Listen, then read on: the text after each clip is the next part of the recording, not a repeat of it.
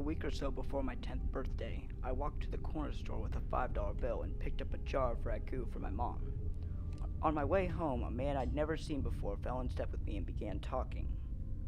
"Hi," he said cheerfully. "My name is Dr. Ramsey.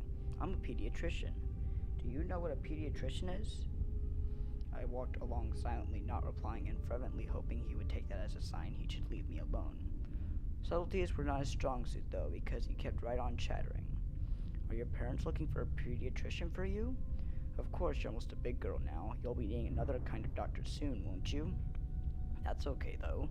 They can still bring you to me until then. What's your name? You have beautiful hair.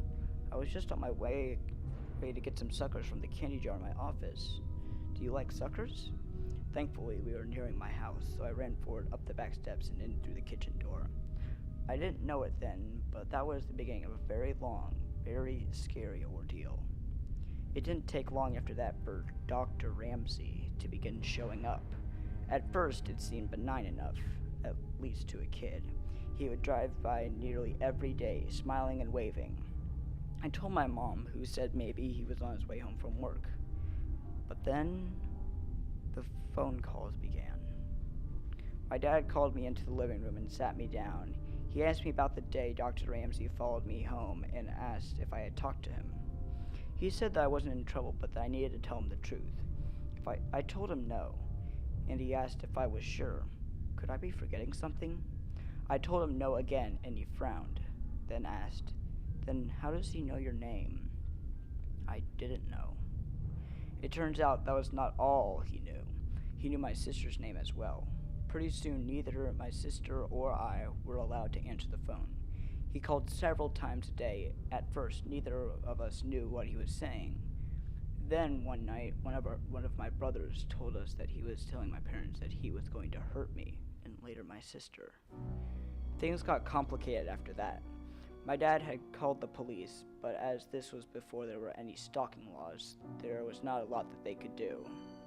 They told my parents to call back if he tried anything. My dad then called a friend of his from back in the day who happened to be a cop.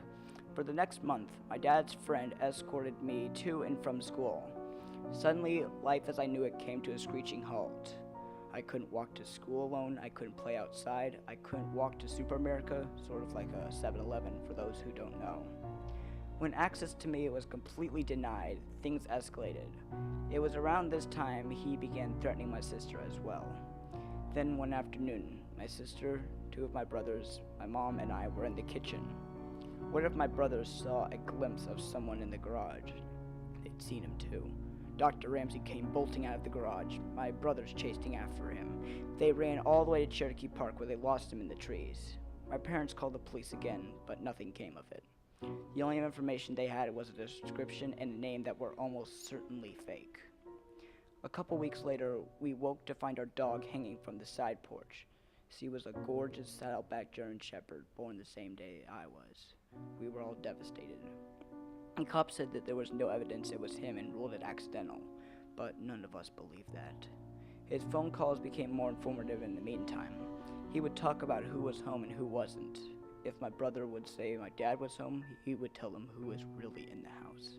He would also talk about the house itself, about the window in the kitchen he could easily open with a knife from the outside, even when it was locked, and about the French doors that connected the living room to the side porch and how the lock could be finagled from the outside if you jiggled it just right. That night, my dad put in some carpenter nails at the bottom of the French doors until we could get a new lock ordered. My parents had to go to a company event for my dad's work. My older brothers were at Saints West roller skating rink, and my sister was on the phone with her best friend. My little brother was on the floor asleep. I was watching Devo on the midnight special with Wolfman Jack. It was late. Suddenly, the top of the French door swung inward, and in the few milliseconds before the nails in the bottom caused them to snap back, I could see his silhouette. My sister whipped the phone at the television, and we ran up the stairs. About halfway up, we realized that our little brother was still asleep on the living room floor. As quietly as we could, we slipped back down the stairs to get him. We all went into our bedroom and didn't turn on the light. This way we could see outside. We watched out the window for a while, and when we didn't find him, We crept down the hall to our brother's room to look. We looked down and could see someone standing at the back door. He knocked loudly. "What do you want?" my sister asked out the window. He stepped back and said, "Is this the Mercy residence? I have a pizza for delivery. Can you come to the door?" She scoffed at him, declaring she was not stupid. She could see he didn't have a pizza and she was calling the cops. He left. A short while later, my brothers returned home. We told them what happened, and they walked around the yard watching for him. Then came back in, and things settled down. But now we've pretty much given up on calling the cops because it never helped. So we just went back in, each of us, except my youngest brother still asleep, carrying a knife from the kitchen, just in case. Eventually, one of my brothers went into the kitchen to get a bowl of cereal as a snack. You know that sensation you get when you can just feel someone watching you? Yeah, he had that in spades. He kept looking around the kitchen, through the doorway, into the dining room, and at the windows. He didn't see anything, but he could still feel eyes on him. So he went closer to the door to try to see better. The kitchen lights were reflecting on the windows of the door. It had 3 rows of 3 windows, so he still couldn't see. He stepped closer, then closer again, until he was right up to the door, then cupped his hands on either side of his head so he could see. There, on the other side of the window pane, was Dr. Ramsey, smiling back at him. He turned to yell for my older brothers, and when he looked back again, he was gone. They went out again to look for him, but didn't see him. And next night, we were all playing at the table Crazy Eights, and my brother was restless. My sister asked him what's wrong, and he said he always felt like any minute now there would be a boom, boom, boom on the door window. Almost immediately after he finished the sentence, boom, boom, boom on the window right behind him. In the chaos, the 2 eldest ran out, but he was already gone. A couple of weeks later, I was at school and we were outside in the playground during recess. I was swinging upside down, and when I saw that now familiar blue Ford Galaxy cruising by, moving slowly. There he was, smiling and waving. He called my name, and I ran to the teacher and told her. The school had been told all about him, and she took me inside right away and called my mom. That same day, my mom had gotten a call from the school office asking her to verify that my dad was picking me up, as he'd called to say he was on his way. He wasn't. Not long after that, I woke up one night thirsty. I went down to the kitchen for a drink, and there, sitting alone in the dark, was my dad. On the table, a gun. He was tired of the police waiting until Dr. Ramsey tried something.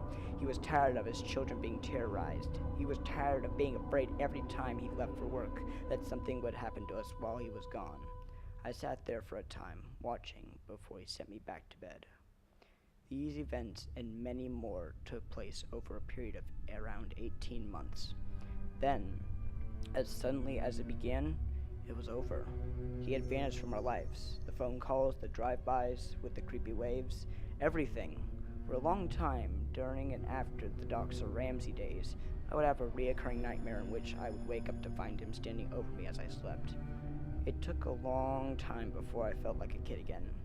I found out years later that when he was calling, Dr. Ramsey would tell my parents that he was going to rape and kill me, and later my sister, and that there was nothing that they could do about it. I don't know what happened to him when he disappeared. I don't know if he was in a car wreck, locked in prison, in a coma.